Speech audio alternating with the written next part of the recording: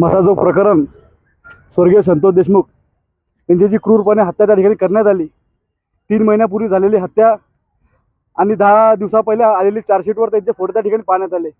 संतप्त झालेला पूर्ण महाराष्ट्र आणि संतप्त झालेली सर्व मानव जात ही न्याय प्रशासनाला त्या ठिकाणी मागत आहे की संतोष देशमुखचा न्याय तरी काय, गुन्हा तरी काय, त्याला न्याय देण्यासाठी आणि निषेधार्थ आम्ही या ठिकाणी बुलढाणा त्या ठिकाणी बंद केलेलं आहे। आणि आमच्या बुलढाणा शहरामध्ये त्रिशूल चौकातील घटना मागच्या 10 फेब्रुवारीला स्नेहल चौधरी हिचा एका टेम्पो चालकाने त्या ठिकाणी उडून तिची हत्या त्या करण्यात आली। त्या ताईला न्याय मिळावा याच्याकरता आज एक जन आंदोलन आम्ही या ठिकाणी उभं केलेलं आहे।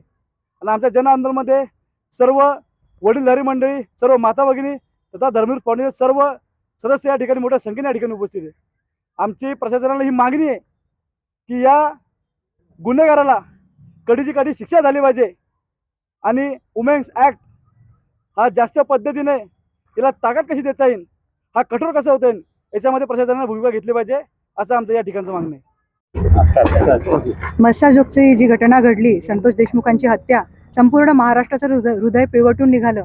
त्याचबरोबर आपल्या बुलढाणा शहरामध्ये स्नेहलताईंची जी अपघाती मृत्यू झाला, जी हत्या झाली, त्याने सुद्धा आपलं बुलढाणा शहर अख्खं गाव हृदय पिळवटून निघालं। याच्या निषेधार्थ आणि न्याय मिळवण्यासाठी आज धर्मवीर फाउंडेशनच्या वतीने संपूर्ण बुलढाणा बंद, त्याचबरोबर जन आक्रोश मोर्चाचं आयोजन करण्यात आलं। यामध्ये आपण बघताय तरुण तरुणी, महिला आणि पुरुष वर्ग असंख्य प्रमाणात सहभागी झालेले आहेत। आणि आमची अपेक्षा आहे आणि आमचा हक्क आहे मागण्याचा न्याय, की प्रशासनाने या नराधमांना ताबडतोबीनं फाशीची शिक्षा द्यावी आणि जे मृत्यूमुखी पडलेले आहेत त्यांना न्याय मिळावा, हीच आमची या निमित्ताने अपेक्षा आहे आणि मागणी आहे।